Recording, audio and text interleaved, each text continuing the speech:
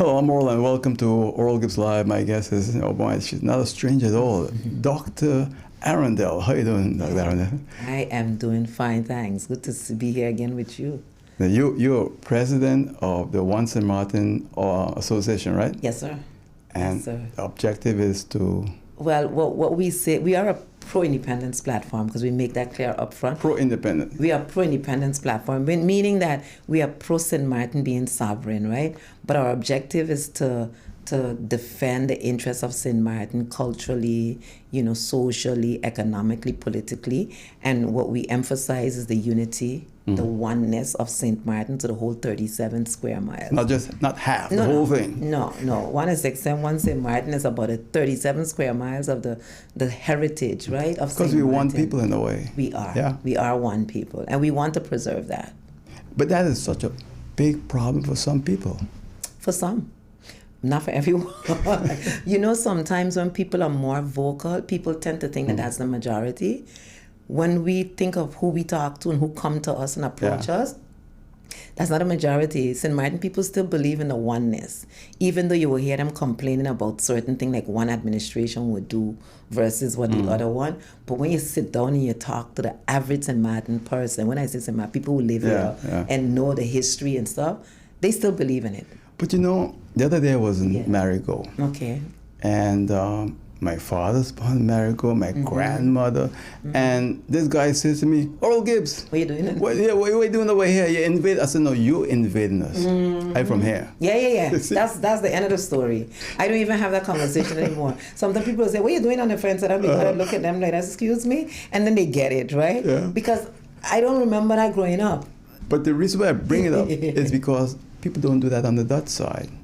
Yes, they do. They do. I've never seen or heard anyone do that. That's what I'm going to tell you, because I have friends, I love them dearly, like from Curacao and different parts, would tell me, why they coming over here, why they don't stay in the front. And I have family members born in St. Martin, same heritage like me, and say, people like Billy D and them should keep quiet and keep their things on the front side. I've never heard That's people... That's a new thing, but I hear it now. So it's both sides then? It's both sides doing it, and I find it sad. We have to work on that. Yes, sir. We have to get out. That's one of the reasons why we insist that we keep reminding St. Martin people of who we are, what we're about. This is our history. Right. And moving forward, we can't move forward half, one without the other, right? Right. In order to make it, we got to get there as one. So you've been globe-trotting. Been very difficult to get you. I had other member of the association here. Alston. Awesome interview. Thank you. So what have you been doing lately, man? I'm currently in Washington, D.C. I am teaching Introduction to Caribbean Literature and Women in Literature at Howard, and enjoying that experience. The weather, no. I must say I don't like the weather at all. It was nice in the summer when I first went up at the end of the summer, but right now... It's fall. It's beautiful. No, it's not. Anything below 71 degrees and we don't get along. It's nice to see fall leaves, but the weather, the cold chill on your face. Wow. I hate it. Oh, I love it. You do? I was in Buffalo, at the University of Buffalo. That's where I went. And sometimes we had 24 degrees below zero. Yeah. I went to Syracuse, New York. Okay, that's close by. And so I you survived there. I used to say I would never go back again in the cold to work, ever. And now look at me, and I'm trying to mentally decide how I can do both. I'm working, if everything works out according to my vision, I would be 1 foot over here, 1 foot over there. So how's the atmosphere at Howard University? And Howard, listen, when people would say, welcome to the Mecca, I didn't understand it. I always believed in HBCUs, right? But now I understand why Howard is the Mecca. When you are there and you have over 9,000 students, that's number one. They're not all African Americans, the majority are African Americans. When I say African American, people of African descent. Right. But you have everybody else there too as well. But you see Black excellence at a young age.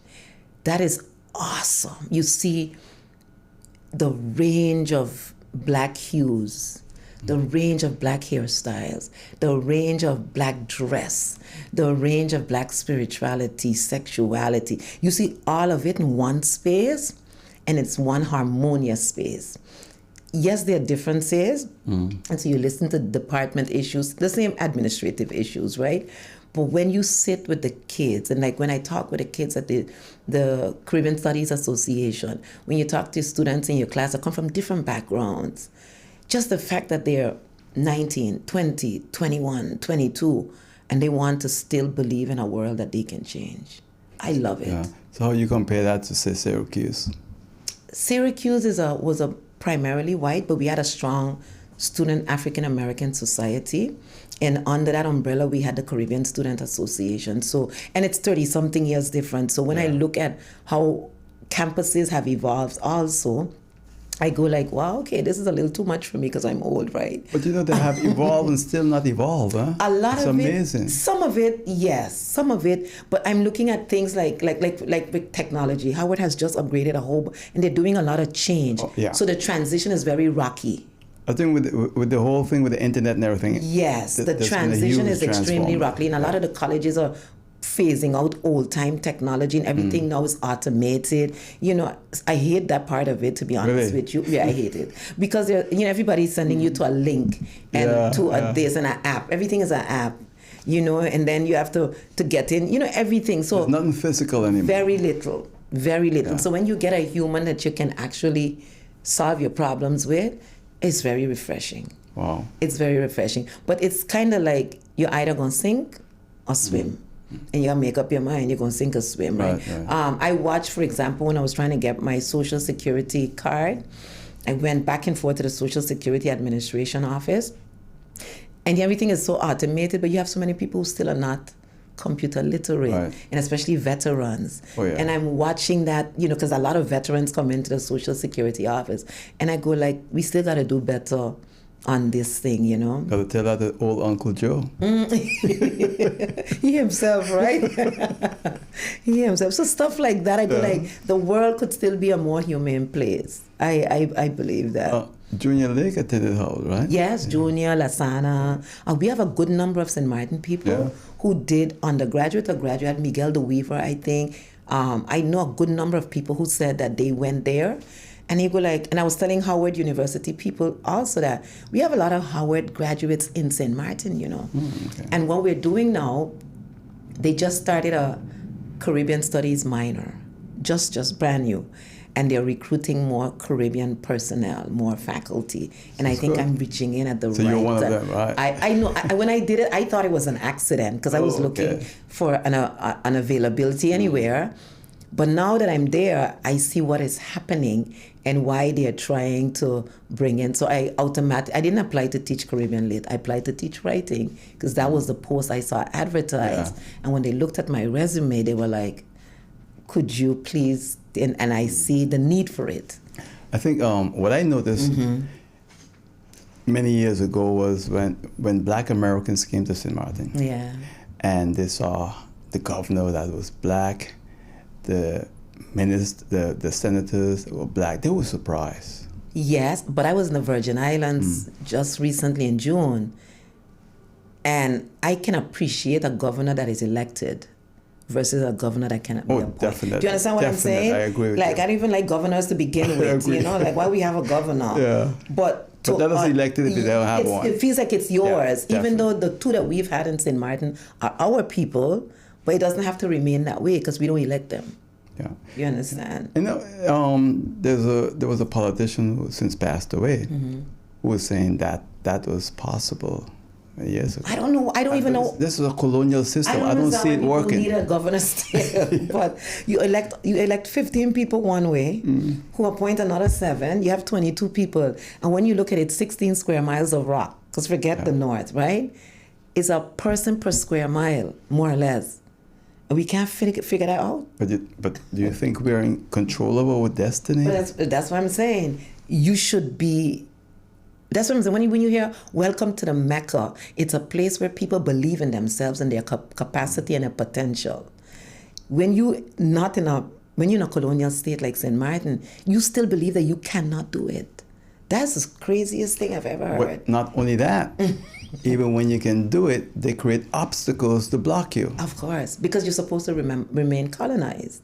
But you have to believe that you can do it. And my biggest challenge with St. Martin people, and when I say St. Martin people, the people who run for political office, they keep telling you all the reason why we can't do it. They give you the but. And that's the most disheartening part of the conversation. You think they know better? I don't think they want to. Honestly, I don't think they want. People who want something work for it. They actually work for it. I remember Martin Luther King has an expression as attributed to him that says, even if you don't have to see the whole stairway or something, you need to see the steps, the initial step, the right? Start, yeah. Right. Or there's a saying that when you're on a journey on a dark road, all you need is your light in front of you. You don't need to see the entire journey, right? I believe that people who believe in something will actively put in place a plan to get to it. I've not seen any attempt other than one SXM and Independence Foundation. You don't see anybody else making strides to make it happen. They just tell you, well, we can do this, but we have to wait until, and we got to become financially solvent, but they can't define what it means.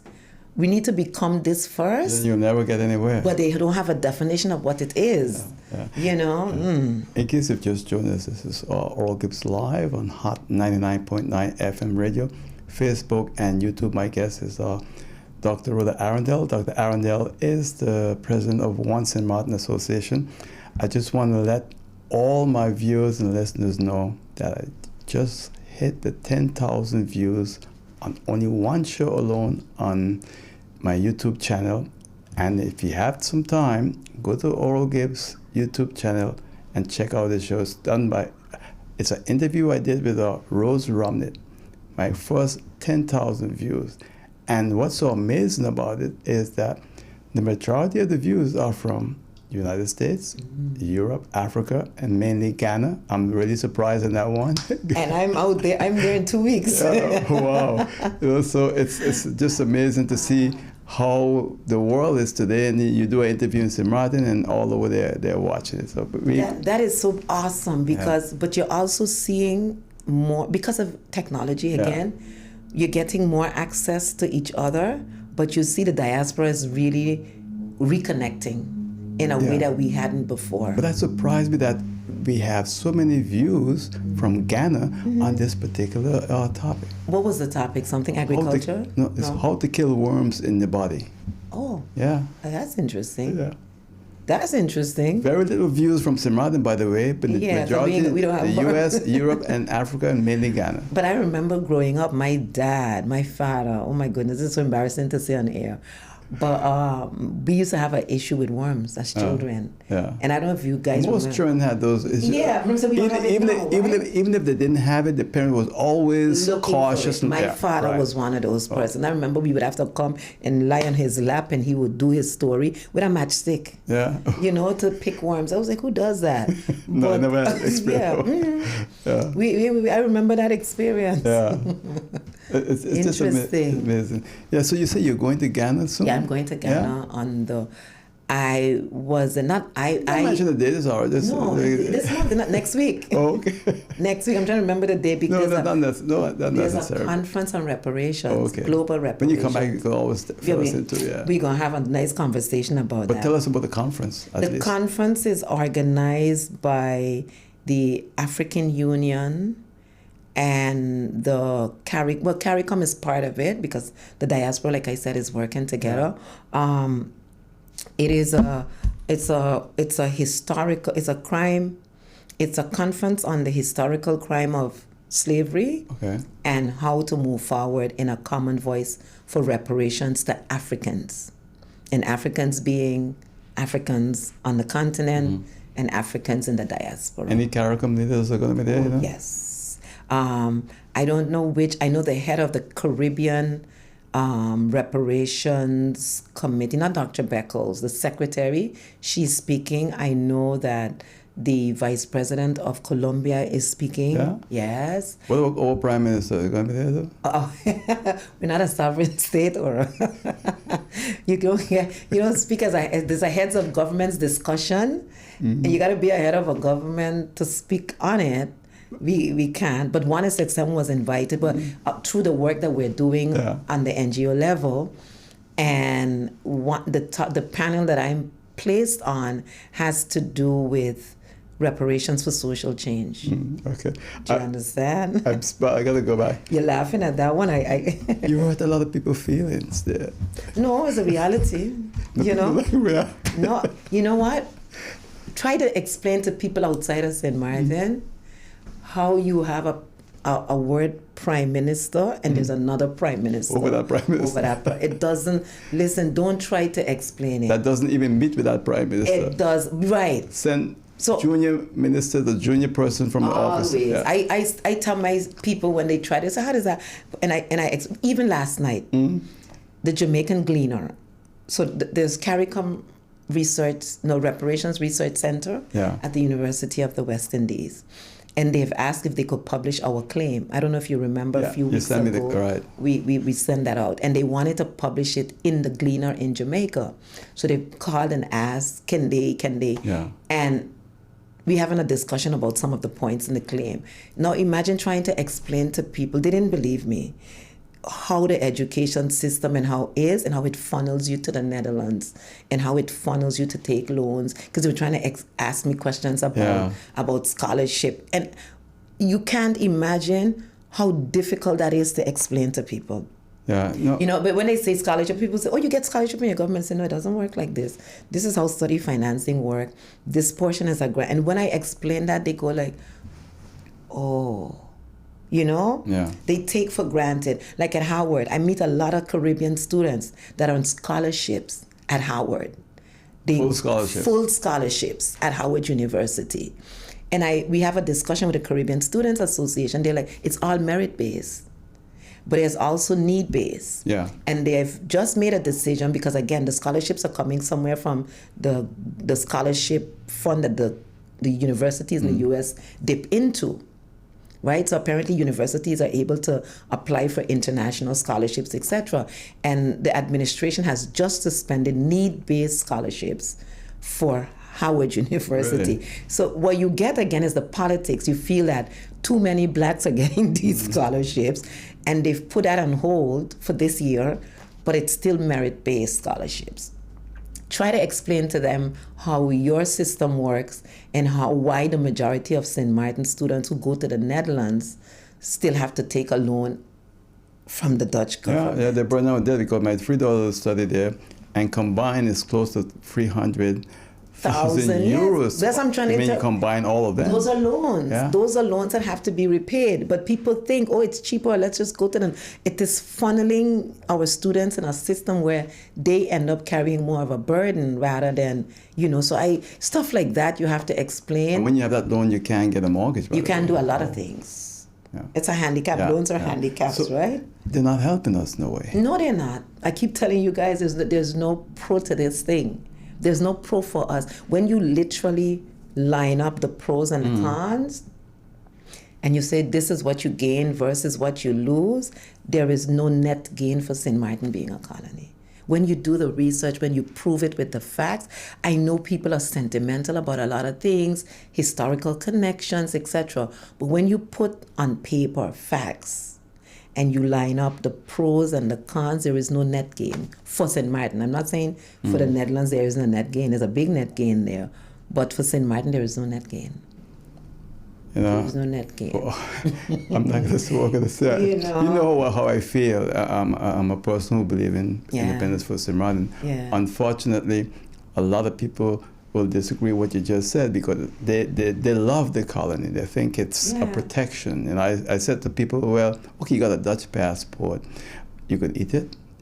You can go anywhere you want. With any passport. But if you don't have money, you can't go anywhere. Right. And this is another, and speaking to one of the, I don't want to use the word immigrant group, but one of these organizations that represent a certain nationality groups in St. Martin, the guy is saying to me, he said, they're having this conversation about a passport and 90% of them don't even travel. Exactly. But not that they don't, right? They want to have it. But this is why we think it's important to share the facts, because we know people perceive a lot of things. But when you literally do the research and you put the facts on the table. And this is why in our discussion with Van Huffelen when she was here, when we had that meeting, we exchanged facts. And then, her final answer to us, well, it's up to you guys. It's not really us. It's you guys that have to make a decision. And she's right. Yeah. Ultimately, the decision is ours. But they're aware of what the facts are, It's a PR campaign that they're selling, and it's good to influence our people with all this perception. But what are the facts? You hear government officials complaining, because they know a lot of the facts also, but they don't come out and share those things with the people. Like I had Alison Lawrence from your association here, and he said the same thing. I know a lot of young people are saying when it comes to political independence is that, but not these people we got here in government now. Okay. And they're not happy with... But I hear that. But here's the thing. First of all, none of us, and I've been in this thing since in the 80s when I got back, even before I went to college, right? I was involved and I was pro-independent. Never have I ever heard anybody in the movement, the people that I looked up to, say, let's jump overboard tomorrow with who we have here. When you think of it, if you understand the vision, nobody says go tomorrow. Everybody has been saying let's plan. And I remember Junior Lake used to always say it needs to be done responsibly. That's the word he used to use, right? So think of that. Think of who's the person throwing in the scare and the fear. It's never the people in independence. There's a lot of young people who are not happy. But listen to what I'm saying. I asked a few young people when they brought that up to me once. I was like, do you know who? And I gave some names of former politicians. They remember none of them. So I threw in Claude Watty because I say everybody must know Claude Watty. When I got to Vance James, I don't think one in the room knew the name Vance James. Really? Knowing all that Vance James did for St. Martin. When I said Claude Watty, I was like, he was the man who, they got a statue by him over there. That was it. So here's my take on this. The people who are here now, the people who are there, will never be the people to take you into independence. First of all, they don't believe in it. So it will definitely not be them. But if you plan it in a way that you can transition responsibly and make sure you put in place a system where you can do better checks and balances, I believe the political system needs to change so you can elect the kind of caliber of people that you want. You don't have to worry about that. No system is foolproof, but you can create better, more accountable systems. I would not imagine that if we were to become independent, that we would want to have this same political system that we have. I don't imagine you cannot elect your prime minister, or at least I wouldn't like this idea of these coalition governments. I favor a different system where, create your brand new system I believe in, but let's say look at the North where you elect the president and his team. Just look at the North and Marigold. That's a colony, by the way, though, huh? Yeah, it's still a colony, but listen to the system to elect. That's what I'm saying when you talk about these people. Because, colony is one thing, but if you're talking about these people, you elect a president for 5 years. He serves for 5 years, unless he does something or you can get him in something. You don't like him, you have another 5 years to come back. But I think, I don't like the comparison because it's a colony. But here's my point. We're not talking about a colony right now. If you were going to talk, a colony is an issue for many people, right? Okay, let's look. Basically, all he is a glorified president. Let's look at a non-colony. Let's look at the United States, for example. I don't think that the French side is a good comparison. Yes, it is. Yeah. Yes, it is. Why do I say that? We are both colonies, and we both have systems that are based on colonial structures. But the prime minister have more power than that president you mentioned there. No, she doesn't. Not when she has a guy telling her she has to do a CFT, she has to have a governor. She ain't got no real power. But she has more power than the president on the French side. How do you measure it? Based on what? What are you using to measure it? You remember when they wanted to make a decision on the French military ship? She stopped it. Yes. And she stopped it, and the president, or so-called presidents on the French side, don't have that authority. So I don't think... Okay, there's that. I don't want us to disagree. Right, but I'm hearing you, but I'm saying... But I think did she not get raked over the coals by her... My point is this. I don't see the relevance of the comparison with the president on the... Wait, let me finish. With the president on the north side and the prime minister. By the way, and I've said this is the third time I'm saying, that same person who's president on the French side. I was on a radio show with him many, many years ago. The late Albert Fleming was there. And guess who was running from the issue of even discussing independence? That same president. But listen to the question you're asking me. You asked me about people saying those people there, and they don't want to go independence with those. This is the issue that we're looking at, right? And the point I raise is that those people there get there because we put those people there. And if you create a system where you can weed out those possibilities and potential, you can diminish that conversation about those people there. You understand what I'm saying? This is not to compare who has more power. You can create even a brand new system that does not exist right now, knowing that you're going into a future in a world that is, look at what's happening in the world. Look, the reason I say I've been independent before most people from the time I was born, because I say, if I was born during slavery, they would have to kill me. I would never live under that condition. Am I happy with this colonial arrangement? No, I didn't create it. I was born into it. Have I fought against it all my life? Yes, I have. Yeah. But I think we are a colony, and so is the French side. And when you look at both sides of this island, we all have families on both sides, and we have problems. We have problems in our education. We have problems in healthcare. Huge increase in poverty. We are losing the land. We are sold out. We are in really dire straits. This is one of the reasons who 1SXM became an association, because remember, I'm still part of the Independence Foundation, right? But as a foundation, as a structure, there's very little you can do on the level that the association can do, where membership is concerned, for example, right? On a foundation, you don't have members. You have a board that does all of these things and oversees, and you can do so much. As an association, you can do a lot more. And this is why when we decided to make it formal, because a lot of us in the association have been working on different fronts for the same thing that you just mentioned, right? We looked at land, we looked at education, and our members are so diverse and that dispersed. We decided, okay, let's just create an association, a formal structure where we can do the things that we want to do in a more organized and structured manner. And that is working. And so when I'm going back now to this conversation about what our political structure should be, I believe we should create a brand new political structure based on what's best for us. It doesn't have to be what is already there. The challenge that we have... We have neighbors that are independent. But that's what I'm saying. But you see why I'm saying when I use the North? No. But I'm saying you have St. Kitts, Antigua, those places. Listen to what I'm saying. They also have the constituency-based system, and I don't necessarily agree with that system. So it doesn't have to be the exact replica. You can borrow and create, and we have enough brilliant minds that are out there. You know, like at Howard, for example, you have so many students that are studying political science, and I go like, what do you want to do with this degree?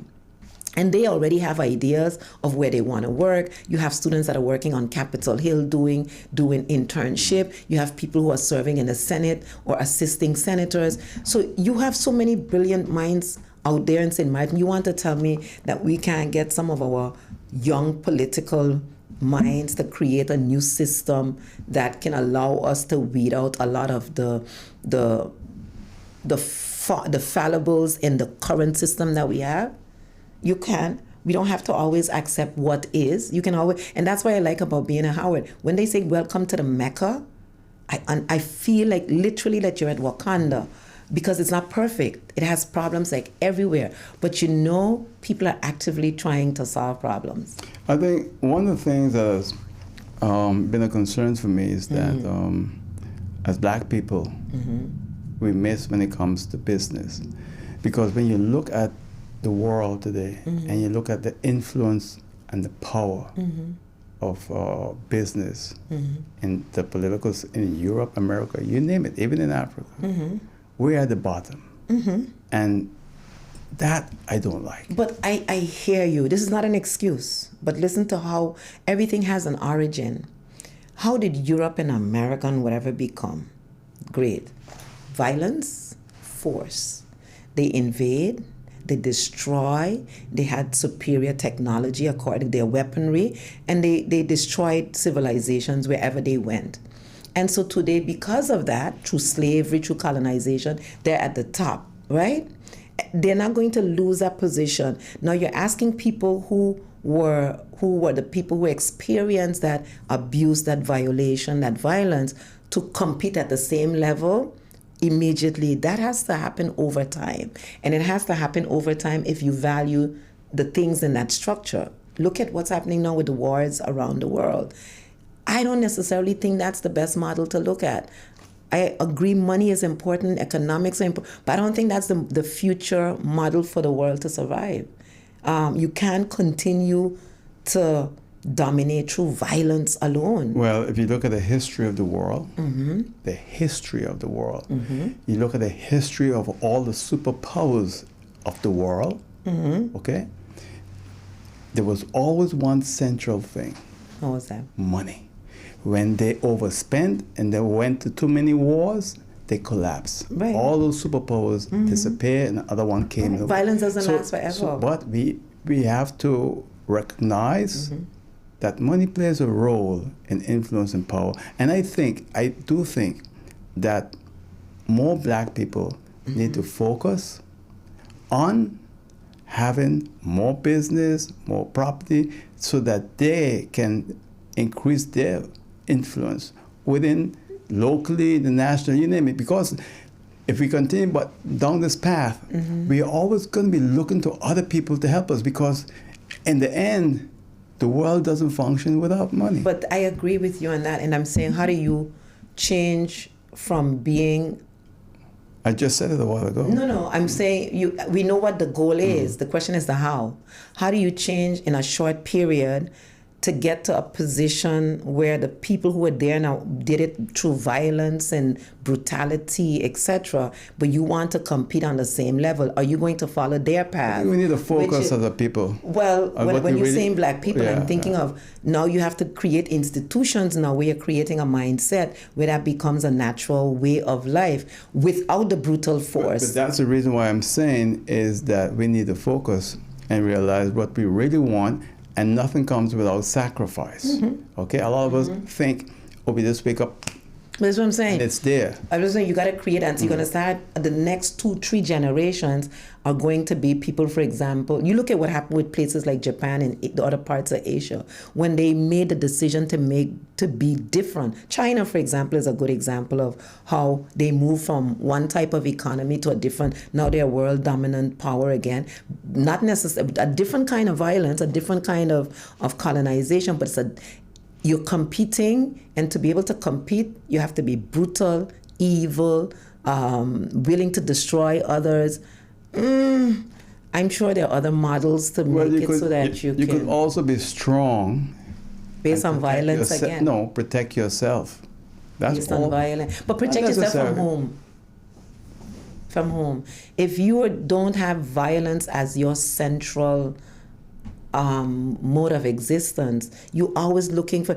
Look at, you just mentioned the United States, and you look at what's going on in the war now, whether it's in the Middle East or it's in Ukraine, and it's all about domination.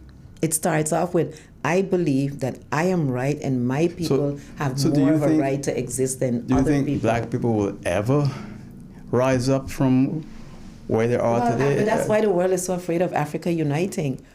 Even with all its conflict on the continent and elsewhere, when you look at the way Africa was prior to contact with Europe, it wasn't based on the same kind of worldview where I must eradicate you for me to exist.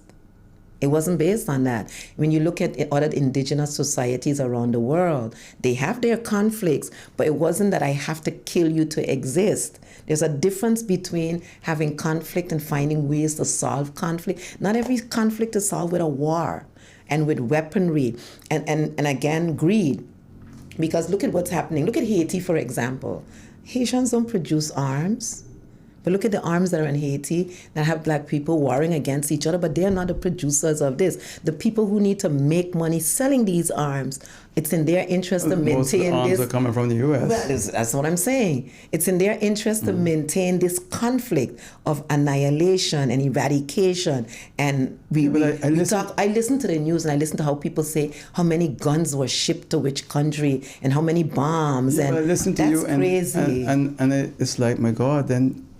There are other ways. What's going to happen to black people? We're working on it. That's why the diaspora is working together. Did you pay attention to what just happened in Guyana this week with African Union, Caribbean countries getting together? The Afrik-Zambik Bank is now in... We've been always getting together and never still get it together. You talk about money. I'm bringing you to money. Yeah. You have an African bank that is now stationed in the Caribbean, giving loans to Caribbean governments, giving loans to Caribbean businesses and saying, we're doing business a different way.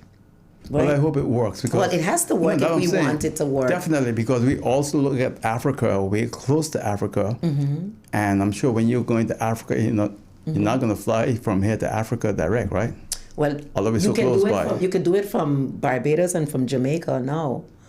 I'm leaving from St. Martin, so where are you going? I'm going to probably through Europe, either France or the Netherlands, right? But it's changing. But you can do that today from Barbados. But it's so difficult. We need to work on this. But this is what I'm saying.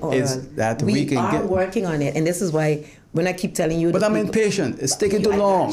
I got you. Remember, we have 400 or 500 years of this thing. 400 or 500 years of this thing that we're now building the alternative. But look at empires. You've mentioned history.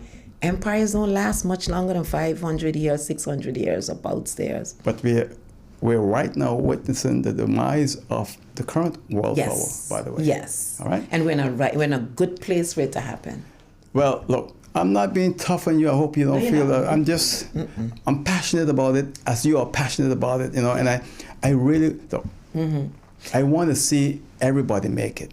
But I also want to see my own people make it too. Right. What's wrong with that? So I tell my students, Europe is not the center of the universe. America is not the center of the universe. There are other parts of the world that we don't look to for models that we can look to.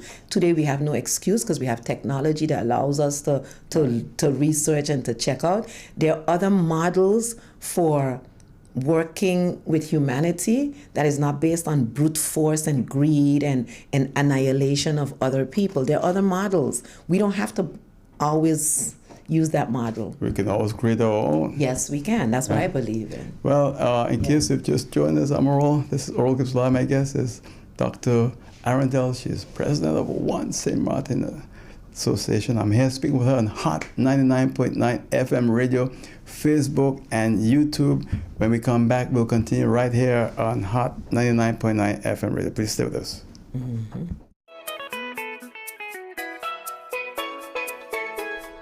Hey, don't guess about your insurance. Be sure that you're covered. Like with your car. Like your home. Be sure to be covered in case of a fire, flood, hurricane, or some other natural disaster. And travel insurance. Because you never know what could happen when you're on vacation. You could lose your passport, your luggage, or have an accident.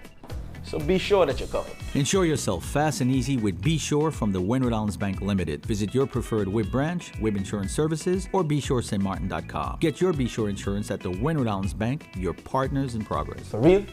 Somebody came in here and steal my curtains? Well, it's a good thing I'm insured with Be Sure, because even the contents of my apartment are covered. Don't play guessing games with your insurance. Be sure. Are you Be Sure?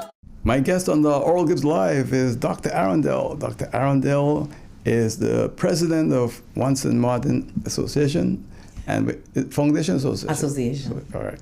And she's my guest here on the Oral Gibbs Live. It's always good to have her on the program. This is Oral Gibbs Live on Hot 99.9 FM radio, Facebook, and YouTube. So, Dr. Arrindell, what else I need to touch base with on you? Well, we talked a little bit about the conference, but the conference is connected also to the claim that we made a few months ago about reparations, because It was about 5 pages, right? Well, yes, but it's very, very clear. Yes, and it's a work in progress because now we're working on the research for the numbers to attach the figures. But what is happening in the global conversation for reparations, we feel that as members of as associate members of CRC, so the Caribbean Reparations Commission, we get a lot of discussions about the global reparations movement.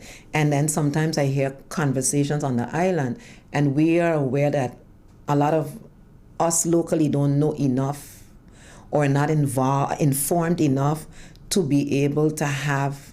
And we have an opinion. What do you think you really need to? What do you think you really need to know? We're going to organize a discussion on the 9th, 1SXM. We are going to be talking to our people, but we want to talk to students, politicians, media people, etc., on what it is, because we've been doing the circuits over the last 2 years on our program and on the different media, explaining what reparations really represents globally and also for us, and how we can go about it, because you have different people who say things sometimes and they pick up a part of it here somewhere, and then you go and it's a discussion, but it's not the reality of what we are talking about. So what we want to do is educate, because we look at it from the position of how does the United Nations define reparations, because we're going to be working in that forum as well. If you read the battle group report that came out in June this year, where this American company was tasked to do the research with all these different students from different parts of the world on how much each European country owes to its, former colonies for reparations. That is a big document, and it tells you exactly what the figure is that they have established that these countries owe to different territories and nations. And so in there, I can't remember it off the top of my head, there's a figure for the Netherlands too, for example, how much it owes Suriname, how much it owes to places like Brazil and those places. And so we see in 1SXM, so we're St. Martin in that conversation. So Samar wasn't listed then? Because again, we're not sovereign, because we are considered part of the, so listen, watch how crazy this is. The Netherlands has apologized for slavery, right? We are part of the Netherlands, but we didn't commit slavery. We weren't involved in slavery. So the Netherlands as a country, as a state, is apologizing. But we in St. Martin, we shouldn't be part of the apologizing. We are to be apologized too. And they came and they issued an apology, a kind of, half big. But the people who are really wronged reside not only here. They reside in South Africa, they reside in Brazil, they reside in Suriname and Guyana and the rest of the world. And they're saying, hold on a minute, you committed atrocities also. And so they're now working on one voice moving forward to address the issue. Yeah. So reparations as a global movement recognizes that in each space it is different per colonizer and colonized. So everybody has individual things to work out. But these are the basic premise. You have restitution, you have rehabilitation, you have compensation, you have reconciliation at the end. But you got to go through these processes. And so when we issue the claim that we made, that we are saying St. Martin should demand of the Netherlands, we're basing it on these principles. Is there any claim that, say, French St. Martin have with France? No, both. Again, 1SXM is working on a claim against and against, right? That's why I only heard it. Yeah, okay. All right. But who did the apologizing? Because remember that in the process for reparations, if you read the CARICOM 10-point plan, the apology is first and foremost. However, when we look at the battle group report, what they're saying is that the apology comes at the end, and they feel that the Netherlands jumped the gun? No, they rush through the other stages and pretending like they don't have a problem here and got to the apology. So they were saying, well, now you guys have to go back for the reparations. But when we informed them that the Dutch government has made it clear that they're not discussing reparations, they were like in awe. Because they thought that the Netherlands had said to itself, reparations is part of the conversation because they're already at the apology. Let me ask you this. Have you heard people, and I've heard this from people, where they say, the Netherlands is an independent state. And because St. Maarten is a part of that independent state, St. Maarten is an independent. People congratulated me. That's a crazy and thing, say, though. we are congratulating you on your independence. We've heard that. And then you have to explain what the animal looks like to people, and they go like, they don't believe it. They don't believe it. I was in St. Croix in June at the CSA conference. When you explain what it is on the ground, what you live with, people are in awe. I remember one academic, one professor walking up to me and doing me this. So you part of that thing with a king? Y'all at this stage still talking about a king? This is a professor from Trinidad. She said, a king? I said, what do you want me to tell you? In her mind, it is impossible in this day and age for us to be still holding on to a king. What I don't understand is, Caribbean brothers and sisters, we're all in the region, Right. and we know so little of each other. Very little. And who's where do we get our information from? Through our school systems, right? Or through our media. Those are the two culprits of how we get our information. That's why I keep saying thank God for the social media, because now the individual doesn't have to wait. But then that's not true, because look, I've been doing television over 40 years. Yeah. I've been at the forefront. I mean, But over this time, making sure that people hear from all voices. When I did my geography in school here in St. Maarten, I learned the capitals, what they produce, etc. You mentioned the media, that's why I brought up Right, that. but I'm saying institutional media, why learn in the media a 5-minute or 10-minute news report from the Caribbean? I don't learn other than Guyana has a president and the bauxite and all of that. I don't learn the reality on the ground. But when you mention the media, I have to defend myself. I was sitting in the back. The media doesn't educate. The media informs on news report and news items. That's not true, because I've been involved. Look, when I started this program, I said the main objective is to educate, inform, and some entertainment. Okay, let me ask you about your Caribbean program, where St. Maarten people are having access to the knowledge of other Caribbean spaces. Because you said that we don't know enough about each other. I'm saying Caribbean media doesn't want. UWTV does a very good job, I believe, at that, where they have a lot of programs on the different Caribbean territories, mostly CARICOM. They don't even mention us. Right, because we're not part of CARICOM. CARICOM is funding that. And Germany. But we don't pay into it, do we? The bulk of the money comes from Germany. We don't pay into it. We don't contribute to it, but we want to benefit from it. You have people on the ground making the sacrifice, but we want the benefit of it. I think this shows this conversation we're having right now, how disorganized we are as a black people in this region, where we are too focused on certain things and not focus on other things. I tried to show you a while ago about what I have done in my small little space, in this small little island, and I think I'm gonna have to blow my horn here, because I think of what I have done. But you said. So the reason why I brought it up to you is because you said the media. Yeah. And I'm part of the media. No, but you said in the Caribbean we don't know enough about each other. And I said the media plays a role there. And then I ask you, where is your Caribbean education program? Let me tell you something. They are so disorganized. Who? The media? The whole region. Okay. I got an invitation about 4 months ago to attend a media thing in the Caribbean. I got it 2 days before the event. Okay. What that tells you? Somebody sent it to you 2 days before the event. But what it tells you about us. No, but this is what I'm saying, Oral. You asked me a lot of just about Howard, and I tell you they have some issues with transition things.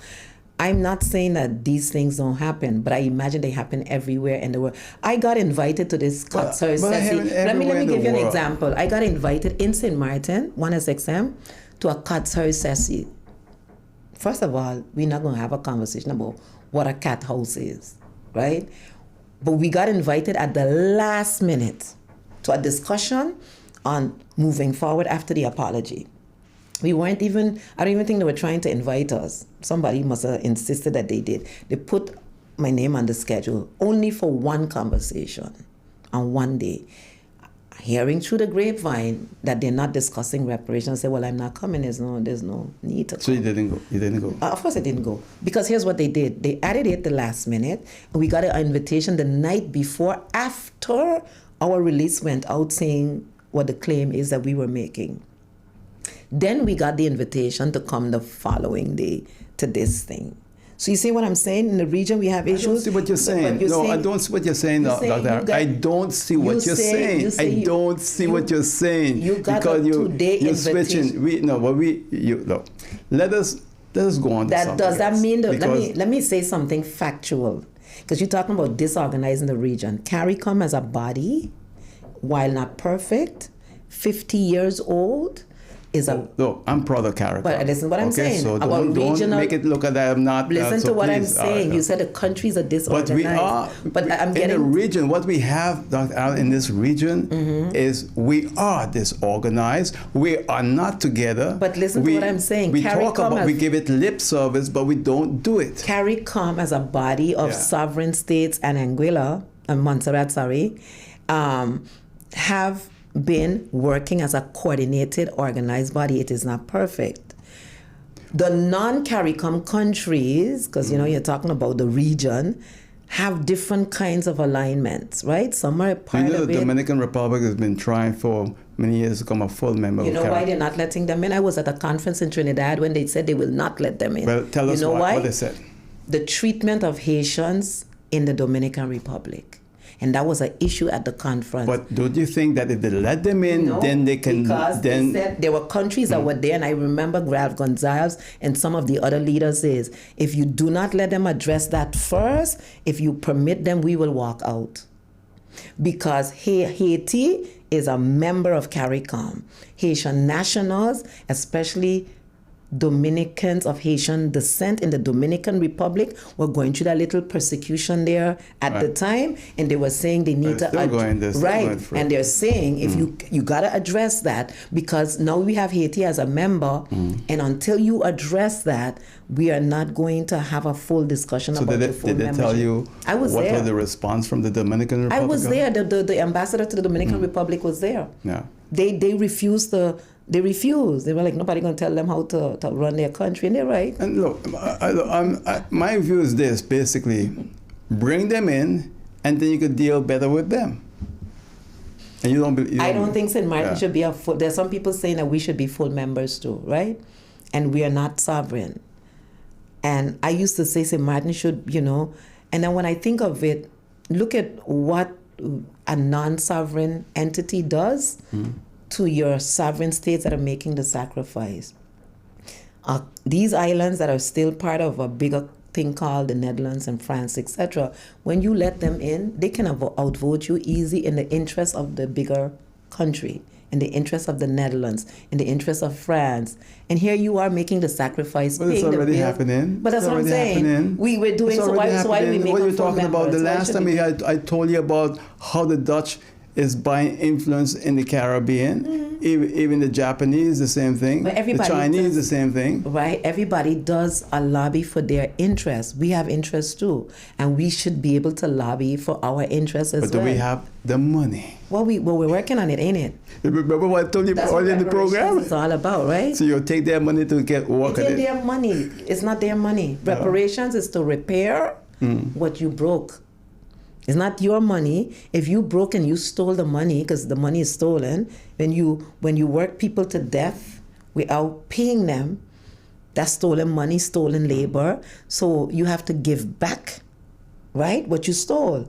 I know, but you made a reference that we're working on it, and that's why. Reparation is part of it. Yeah, but when I said you need money, it proves to me what you tried to deny at the beginning of the program, that money is important. I never said money wasn't important. Yeah. I never said money wasn't important. I said, and I repeat, you want to compete with these people at this level, but remember how they got So you think after reparation, then you'll be able to compete? No, listen to what I'm saying. I said they got their gains through violence and annihilation of others. Right. do we want to adapt that model to get to where we are going, where money is concerned? And my position is we can do right by people without violence and annihilation. So then when we get the reparation money, then what do you think will be? No, listen to what I'm saying. No, I understand what you're saying. No, not reparations money. Listen to what I'm saying about reparations. I mentioned restitution. I mentioned compensation, which is the money part. But I mentioned restitution. I mentioned rehabilitation. And there's the last step in that was, in terms of reparations, is a commitment to non-repetition. There are a number of things that make up the definition of reparations, or what people call restorative or reparatory justice. Compensation is only one of those things. There are a whole bunch of other things. And if you read our claim, what we're saying, the Netherlands cannot restitute at this stage because they can't go and take up people and put them back where they were. But here are the other areas that they can make reparations. And you list those areas in your claim. I understand. And we're saying it's also, did you read the part where we're saying it's also part of our independence package? Because when you say you're restoring and repairing, you can't continue colonialism while you're restoring and repairing, right? You have to say, we know what we did was wrong, which they have said. We know we need to make restitution. They cannot put back people, but they are saying they're willing to move forward. And we are saying, because we know who are the ones to demand, not them. You committed a crime, you don't get to decide what you're going to look like, right? We run out of time. Yeah. So we're saying, do you need to do these things? And that's why our claim, we're inviting people, we're going to announce the location, but on 9th of November, we're having a discussion on reparations and the trip to Ghana, etc. We want to inform the public and have a hearty conversation. We have the time. Dr. Arrindell, look, I do these programs for St. Martin. I've been doing it for St. Martin over 40 years because I love St. Martin. It's not done for the region. It's done for St. Martin. Although it's on Facebook, YouTube, you name it, it is done for local consumption. My concern is that my people here on this island needs to be informed. And I think we had a very good conversation here today. We break it down. I like to make it down very simple. Hopefully we can continue this at the other time. All right? Always. Thanks for the opportunity. You're welcome. And that's it for now on Facebook, YouTube, and Hot 99.9 FM radio. See you next time. Take care. Bye. Bye.